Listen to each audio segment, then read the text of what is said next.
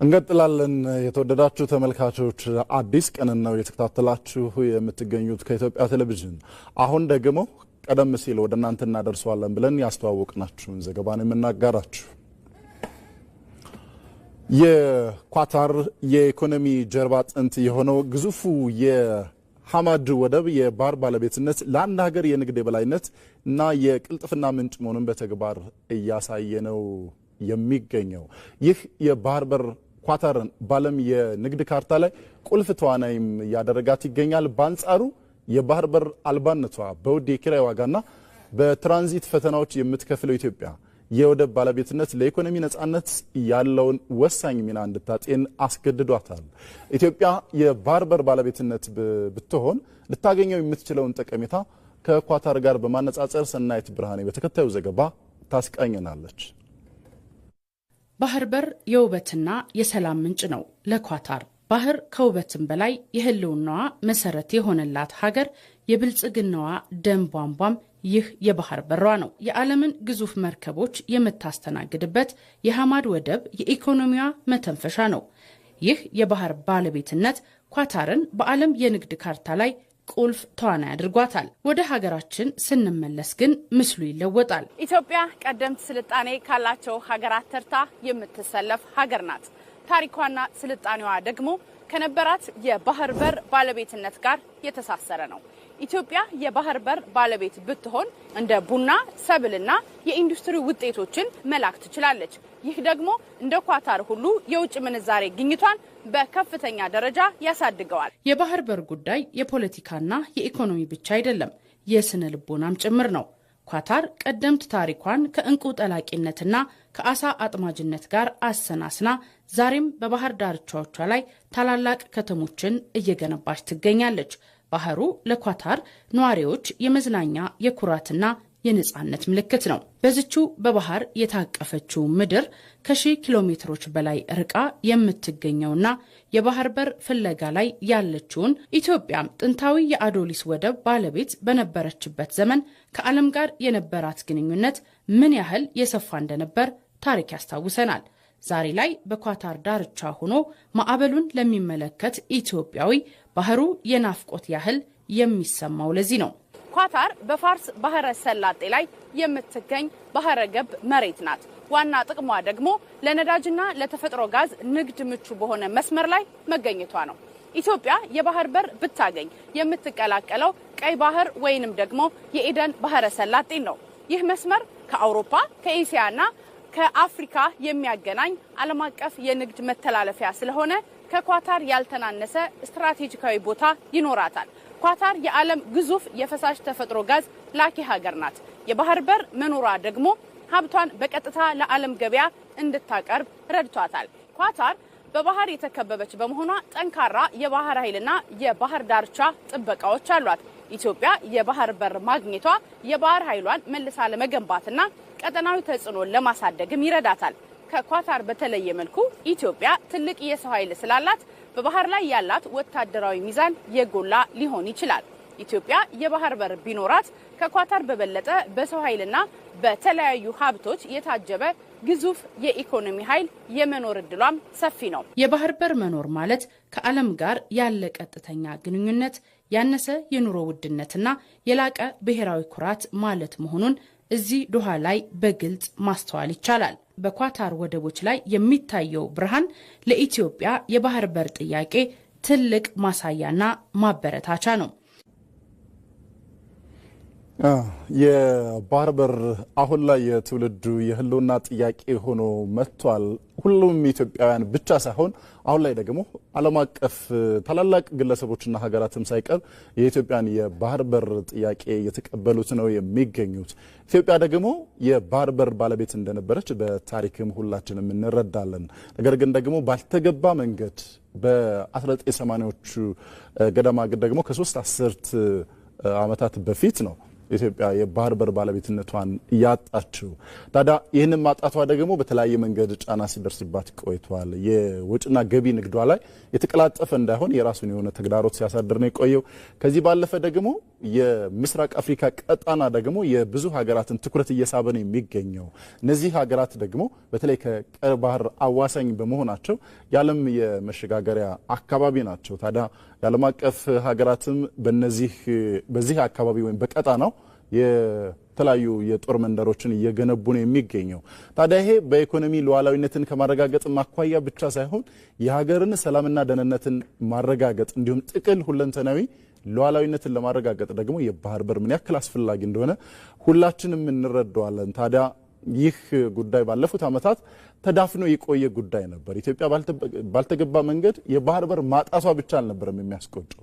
ነገር ግን ከዛም በኋላ ከአጣች ማግስት እንኳ የባህር በርን ጥያቄ የሚያነሱ ግለሰቦች የሚወገዙበትና የባህር በር ጥያቄን ማንሳት ደግሞ በብዙ መንገድ የሚያስወነጅል እንደነበር ሁላችንም እንረዳለን። ተዳፍኖ የነበረ ጥያቄ ነው። ነገር ግን ባለፉት 2 ዓመታት ውስጥ ጠቅላይ ሚኒስትር አብይ አህመድ በተለይም በሕዝብ ተወካዮች ምክር ቤት ተገኝተው ይፋ ካደረጉት በኋላ የባህር በር ጥያቄ በእኛ ትውልድ ባይመለስ በመጪው ትውልድ ግን የሚመለስ ትልቅ የህልውና ጉዳይ እንደሆነ አነሱት። ከዛ በኋላ አጀንዳ ሆነ እንደ ሀገር። አሁን ሁሉም ኢትዮጵያዊ የተግባባበት ትልቅ የሆነ የህልውና ጉዳይ ሆኖ ወደፊት ትልቅ አጀንዳ ሆኖ መጥቷል። ታዲያ በዓለም አቀፍ ደረጃም ተቀባይነት እያገኘ ነው። ኢትዮጵያውያንም በተባበረ ክንድ የተለያዩ የልማት ተግባራትን መከወን የሚቸገሩ አይደሉም። ስለዚህ ይህንን ደግሞ በታላቁ የኢትዮጵያ ህዳሴ ግድብን እውን በማድረግ አሳይቷል። ታዲያ የባህር በርንም ደግሞ እውን ለማድረግ ወይም የባህር በር ለማግኘት ኢትዮጵያውያን በተባበረ ክንድ መቆም የሚጠይቃቸው ጊዜ ላይ ነው የሚገኙት። አሁንም እዚሁ ከባህር በር አልወጣንም። ወደ ተከታዩ ዘገባ ነው የምናልፈው። ኢትዮጵያ የባህር በር በማጣቷ የሚደርሰው ኪሳራ ደግሞ በእያንዳንዱ ኢትዮጵያዊ ላይ የኑሮ ሸክምን ያከበደ መሆኑን የፖሊሲ ጥናት ኢንስቲትዩት ይፋ ያደረገው መረጃ ያመለክታል። ጥናቱ እያንዳንዱ ኢትዮጵያዊ በየዓመቱ እስከ 35,000 ብር የሚገመት የኑሮ ጫናን እንደሚያስተናግድም ይገልጻል። ሀብታሙ ተክለስላሴ በዚህ ጉዳይ ላይ ጥንቅር አለው። እያንዳንዱ ኢትዮጵያዊ በዓመት ከ145 እስከ 235 ዶላር ወይንም እስከ 35,000 ብር ድረስ ይከፍላል። ለማን? እንዴት? ስለ ስውሩ ግብር የወጣው አዲስ ጥናት ይህንን ይላል። አንድ ሰው ሱቅ ሄዶ ጨው የሚግዛ ስኳር፣ ልብስ የሚግዛ የቤት ዕቃ ይህንን ግብር ይከፍላል። የማይታይ የማይነገር ግብር፣ ትልቅ ኪሳራ። 35,000 ብር እንደየኑሮ ደረጃው የሆነ ነገር ማድረጉ አይቀርም። በዝቅተኛ የኑሮ ደረጃ ለሚገኝ አንድ ቤተሰብ ብዙ ቀዳዳ ይሸፍናል። የእያንዳንዱ ተደምሮ እንደ ሀገር በየዓመቱ ከ19 እስከ 31 ቢሊዮን ዶላር የሚገመት የሀገር ውስጥ ጠቅላላ ምርት ወይንም ጂዲፒ እያጣን ነው። ጥናቱ እንደሚለው አሁን እጅግ እየተፈተንበት ካለነው የዋጋ ግሽበት 15.2 በመቶ በወደብና የሎጂስቲክ ወጪ ምክንያት የመጣ ነው። ጥናቱ ኢትዮጵያ የባህር በር አልባ መሆኗ እየከፈልን ያለነው ዋጋ በኪሳችን መሆኑን ቁልጭ ባለ ማስረጃ ያስቀምጠዋል።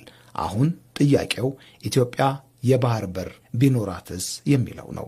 እንደ አውሮፓውያን አቆጣጠር በ2024 የባህር በር እጦት ያስከተለው ኪሳራ ከጠቅላላ የሀገሪቱ ጥቅል ሀገራዊ ምርት ወይም ጂዲፒ ከ13 እስከ 23 በመቶ የሚደርስ ነው። ይህንኑ ቁጥር ከውጭ ዕዳ ጋር ብናነጻጽረው እንደ አውሮፓውያን አቆጣጠር በ2024 የታየው የንግድ ኪሳራ ሀገሪቱ በዚያው ዓመት ከከፈለችው የውጭ ዕዳ ክፍያ በ193 በመቶ ይበልጣል። የባህር በር ቢኖረን ኖሮ የሀገሪቱን የውጭ ዕዳ በቀላሉ መክፈልና የውጭ ምንዛሬ እጥረትን መቅረፍ እንችል ነበር። በየዓመቱ የምናጣው ይህ ግዙፍ ገንዘብ በመቶዎች የሚቆጠሩ ሆስፒታሎችና በሺዎች የሚቆጠሩ ትምህርት ቤቶችን ለመገንባት የሚያስችል የታፈነ አቅም ነው ይሉታል ባለሙያዎቹም። ባለፉት 20 ዓመታት የታየው ድምር ኪሳራ ደግሞ በዚህ ወቅት ከተከፈለው ጠቅላላ ዕዳ በ270 በመቶ ብልጫ አለው። ወደ እያንዳንዳችን ሕይወት ስንመጣ ደግሞ ከላይ የጠቀስነውን ቁጥር እናገኛለን። ላለፉት 30 ዓመታት ከ1993 ጀምሮ የባህር በር እጦት እያንዳንዱ ዜጋ በየዓመቱ ከ145 እስከ 235 ዶላር ወይንም 35,000 ብር የሚደርስ የኑሮ ኪሳራ እንዲደርስበት አድርጓል። በጥናቱ መሰረት የወደብ አገልግሎት ክፍያ ብቻውን ከንግድ ዋጋው 12 6.2 በመቶ የሚይዝ ሲሆን በእቃዎች መዘግየትና መበላሸት ምክንያት የሚጠፋውን ጨምሮ አጠቃላይ የወደብ ወጪ 15.2 በመቶ የሚደርስ ነው። ባለፉት 20 ዓመታት ውስጥ ኢትዮጵያ በዚሁ ምክንያት 38 ቢሊዮን ዶላር የሚገመት የኤክስፖርት ገቢን አጥታለች። እንደ አውሮፓውያን አቆጣጠር በ2024 ብቻ 3.7 ቢሊዮን ዶላር የኤክስፖርት ገቢን አጥታለች። መዘግየትም በኪሳራው የራሱን ድርሻ ይይዛል። በአንዳንድ አጋጣሚዎች ዕቃዎችን ከወደብ ለማውጣት በወረፋና በቁሳቁሶች እጥረት ምክንያት እስከ 30 ወራት የሚደርስ ከፍተኛ መዘግየት ያጋጥማል። የኮንቴነር እጥረትና ያልተጠበቁ ወጪዎች በአንድ ጭነት ላይ ከ10,000 ዶላር በላይ ተጨማሪ ወጪ ሊያስከትሉ ይችላሉ።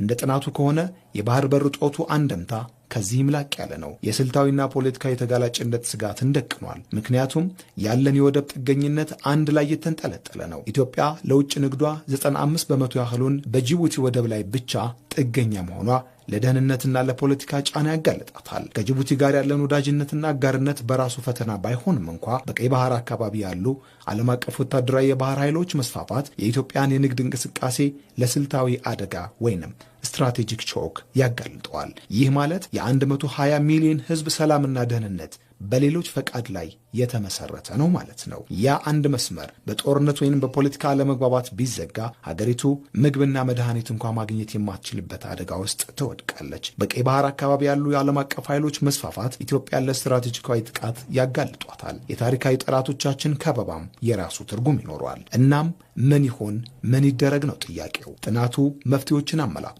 በቅድሚያ የባህር በር የማግኘትን ጉዳይ የታላቁ ህዳሴ ግድብን የቅድሚያ ብሔራዊ አጀንዳ አድርገን በጋራ እንደቆም ነው ለዚህም ተመሳሳዩ ማድረግ ወደ ግቡ ያደርሳል ሲል ያስቀምጣል። ቀጥሎ አማራጮችን ማስፋፋት፣ በአንድ የወደብ መስመር ላይ ያለውን ጥገኝነት ለመቀነስ የንግድ የመሰረተ ልማትና የዲፕሎማሲ አማራጮችን ማብዛት ያስፈልጋል። ክልላዊ ትስስርን ማጠናከር ሌላኛው መፍትሄ ነው። በአፍሪካ ነፃ የንግድ ቀጠና ስምምነት እንዲሁም በኢጋድ በኩል ጠንካራ የዲፕሎማሲ ስራ መስራት እንደሚገባ ጥናቱ ይመክራል። ሌላኛው የሎጂስቲክስ ቅልጥፍናን ማሻሻል እንደ ማክሮ ኢኮኖሚ ማረጋጊያ ተቆጥሮ ሊሰራበት ይገባል። ተዘግቶብን አንኖርም የምንለው በምክንያት ነው። ሁለንተናዊ ሉዓላዊነታችንን ለማረጋገጥ ከማይታየው ግብር ድኖ በራሱ ሀገር የቆመች ሀገርን ለመፍጠር